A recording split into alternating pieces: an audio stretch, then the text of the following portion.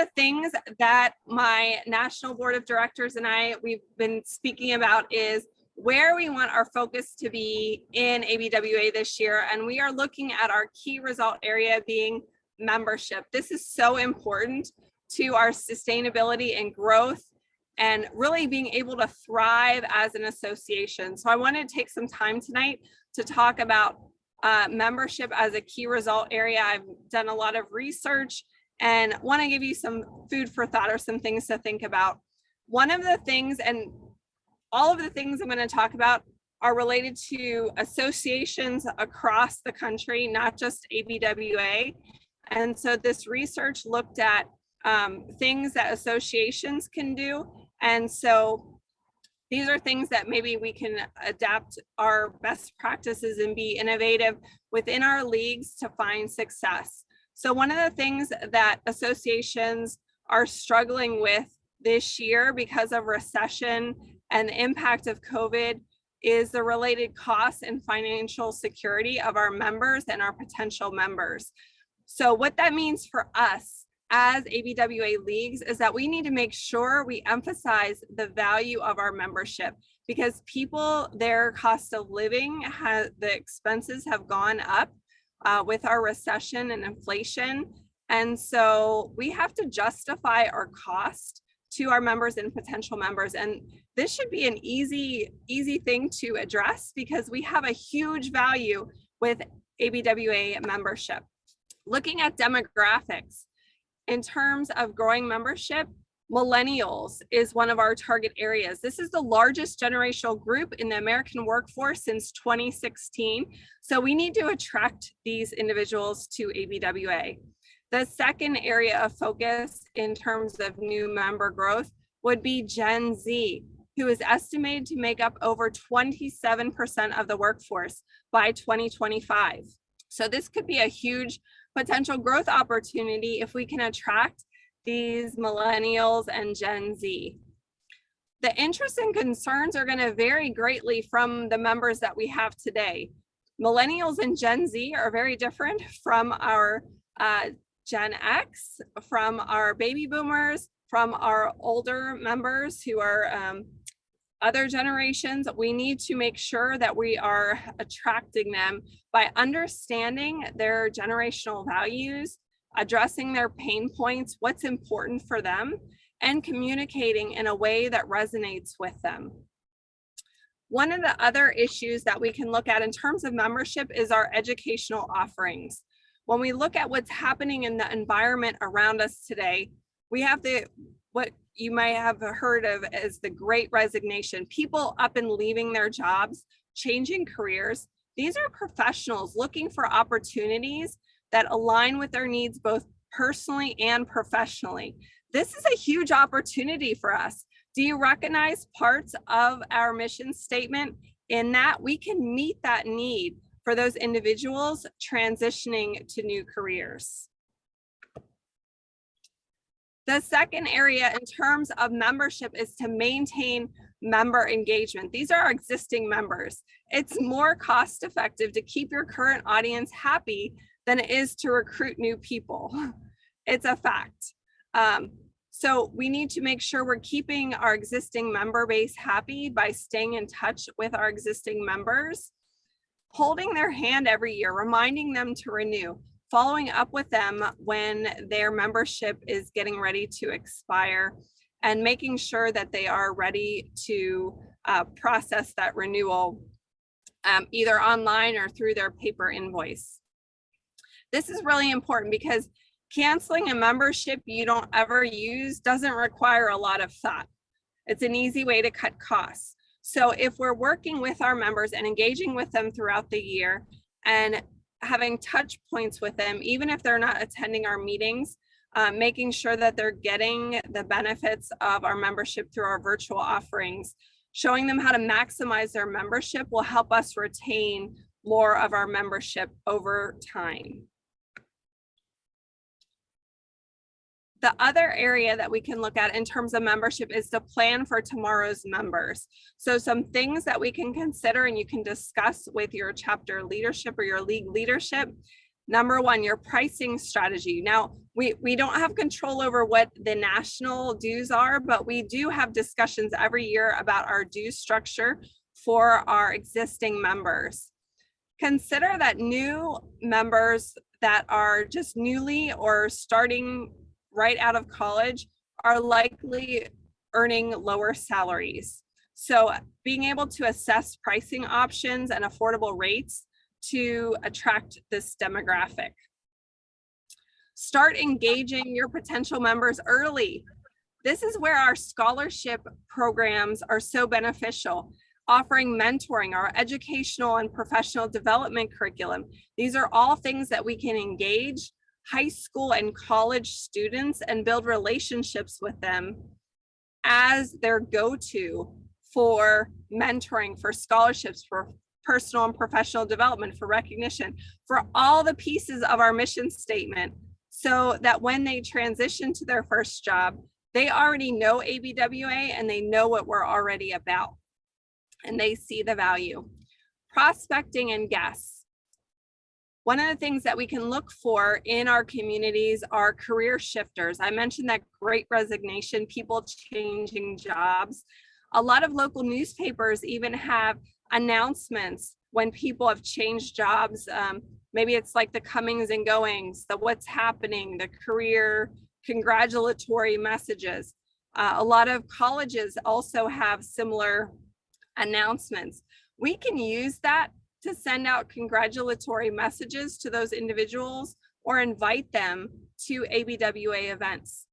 Connect with those guests that we have and figure out what brought them to ABWA, what's attractive to them, and make sure we share the message of what we have to offer that meets that need. So we are that link, that missing piece. Looking at news announcements, realtors are a great resource. When people new come to a community, is ABWA in the like welcome wagon basket of things that they are getting as a gift or an invitation to come and participate in.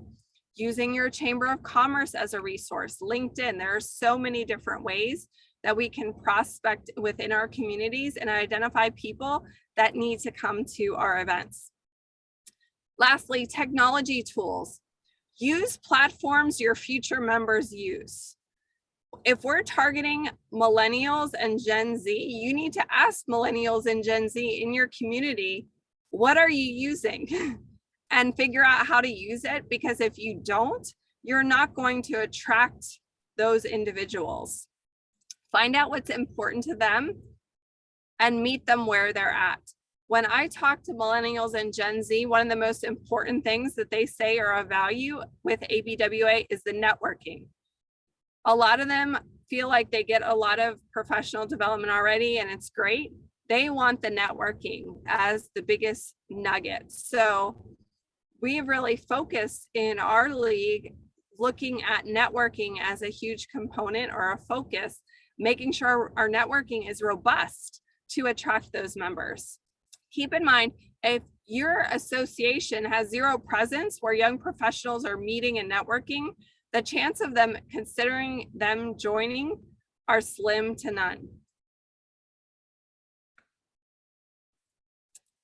One of the things I'm going to challenge you to do is this open garden approach to membership growth and recruiting and attracting members. So Amit Narajan, in an article that I read, has this open garden category. Instead of having members and non-members as two categories, he says you actually have 4 categories of people that you can serve through. Your members that pay dues, volunteers who are deeply committed to your organization. And for ABWA, I feel like these are people who donate regularly to our events, whether it's raffle items, giveaways, sponsorships.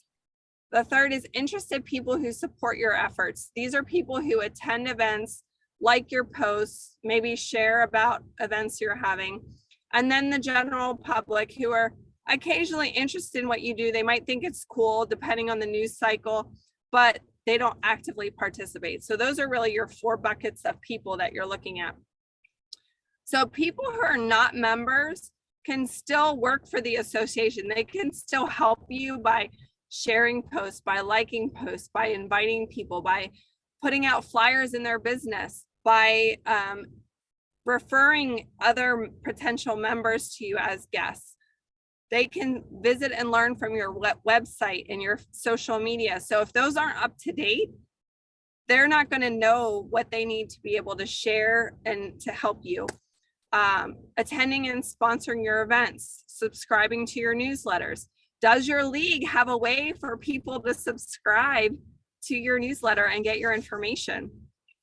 Promote and recommend the association to their networks and download or purchase resources, whether it's recordings of your events or I know one of the leagues is getting ready to have a nut sale. How are they able to support you? This is one of those ways.